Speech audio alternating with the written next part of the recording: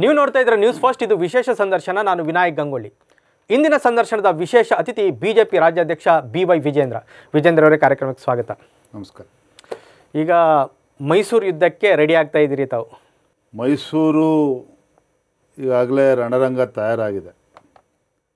ಕಳೆದ ಹಲವಾರು ತಿಂಗಳುಗಳಿಂದ ನಿರಂತರವಾಗಿ ಮೈಸೂರಿನಲ್ಲಿ ಮೂಢ ಹಗರಣ ಏನಾಗಿದೆ, ಸಾಕಷ್ಟು ಚರ್ಚೆಗಳಾಗಿದೆ.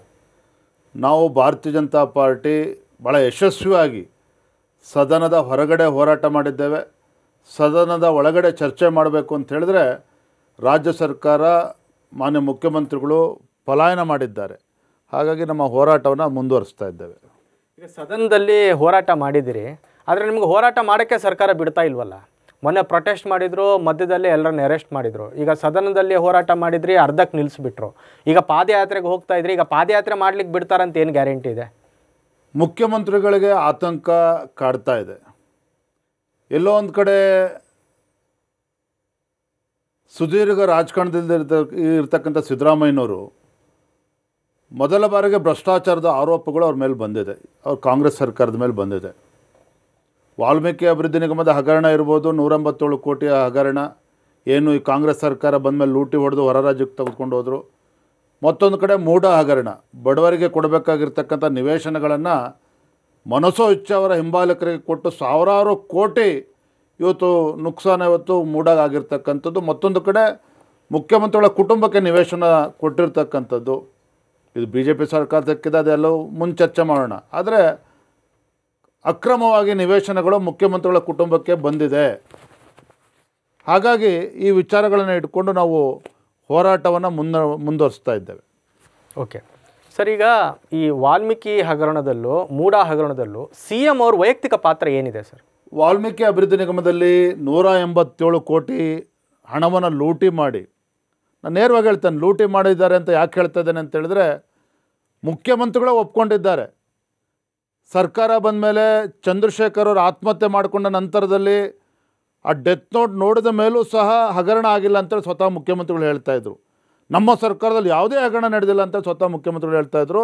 ಆದರೆ ಸದನದ ಒಳಗಡೆ ಮುಖ್ಯಮಂತ್ರಿಗಳು ರಾಜ್ಯದ ಜನತೆಗೆ ಹೇಳಿದ್ದಾರೆ, ಹೌದು ನಮ್ಮ ಸರ್ಕಾರದಲ್ಲಿ ಮೂಢ ಹಗರಣ ಆಗಿದೆ, ಆದರೆ ಸರ್ಕಾರಕ್ಕೂ ತಮಗೂ ಸಂಬಂಧ ಇಲ್ಲ, ಸರ್ಕಾರಕ್ಕೂ ಹಗರಣಕ್ಕೂ ಸಂಬಂಧ ಇಲ್ಲ.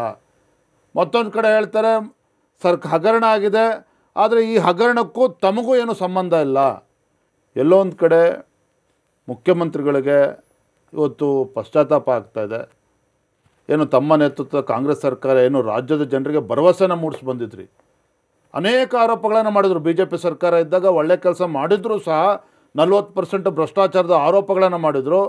ಒಂದು ಭ್ರಷ್ಟಾಚಾರ ರಹಿತ ಆಡಳಿತನ ನೀಡ್ತೇವೆ ಸ್ವಾಮಿ. ಇವತ್ತು ಇಡೀ ದೇಶದಲ್ಲಿ ಮತ್ತು ರಾಜ್ಯದಲ್ಲಿ ಭ್ರಷ್ಟಾಚಾರಕ್ಕೆ ಮತ್ತೊಂದು ಹೆಸರೇನಾರು ಇದ್ದರೆ ಅದು ಕಾಂಗ್ರೆಸ್ ಪಕ್ಷ. ಆದರೆ ಮೊನ್ನೆ ವಿಧಾನಸಭಾ ಚುನಾವಣೆಯಲ್ಲಿ ರಾಜ್ಯದ ಜನರಿಗೆ ಇವತ್ತು ಸುಳ್ಳನ್ನು ಹೇಳಿ ಬಂದಿದ್ದಾರೆ. ಭ್ರಷ್ಟಾಚಾರ ರಹಿತ ಆಡಳಿತನ ಕೊಡ್ತೇವೆ ಅಂತೇಳಿ ಸರ್ಕಾರ ಬಂದು 15 ತಿಂಗಳಲ್ಲಿ ಇವತ್ತು 185 ಕೋಟಿ ವಾಲ್ಮೀಕಿ ಅಭಿವೃದ್ಧಿ ನಿಗಮದಲ್ಲಿರ್ತಕ್ಕಂಥ ಹಣ ವಾಲ್ಮೀಕಿ ಪರಿಶಿಷ್ಟ ಪಂಗಡಕ್ಕೆ ಅಭಿವೃದ್ಧಿಗೆ ಬಳಸಬೇಕಾಗಿರ್ತಕ್ಕಂಥ ಹಣವನ್ನು ಲೂಟಿ ಮಾಡಿಲ್ವಾಗ ಕಾಂಗ್ರೆಸ್ ಸರ್ಕಾರ? ಸ್ವತಃ ಮುಖ್ಯಮಂತ್ರಿಗಳು ಒಪ್ಕೊಂಡಿದ್ದಾರೆ. ಬಟ್ ಸಿದ್ದರಾಮಯ್ಯನವರು ಏನಿಲ್ಲ ನನ್ನದೇನಿಲ್ಲ ಅಂತಿದ್ದಾರೆ ಅವರು. ವಿನಾಯಕ್ ಅವರೇ, ರಾಜ್ಯದ ಜನತೆಗೂ ಕೂಡ ಗೊತ್ತಿದೆ, ಮುಖ್ಯಮಂತ್ರಿಗಳು ಈ ಪ್ರಕರಣದಲ್ಲಿ ಅಧಿಕಾರಿಗಳ ಮೇಲೆ ಆರೋಪಗಳನ್ನು ಮಾಡಿ ಕೈ ತೊಳ್ಕೊಳ್ತಕ್ಕಂಥ ಪ್ರಯತ್ನ ಮಾಡ್ತಾ ಇದ್ದಾರೆ. ಸ್ವತಃ ಉಪಮುಖ್ಯಮಂತ್ರಿಗಳು ಸದನದ ಒಳಗಡೆ ಹೇಳ್ತಾರೆ, he has given a clean chit to D K Shivakumar is given a clean chit to Nagendra, ಮಾಜಿ ಸಚಿವರ ಬಗ್ಗೆ.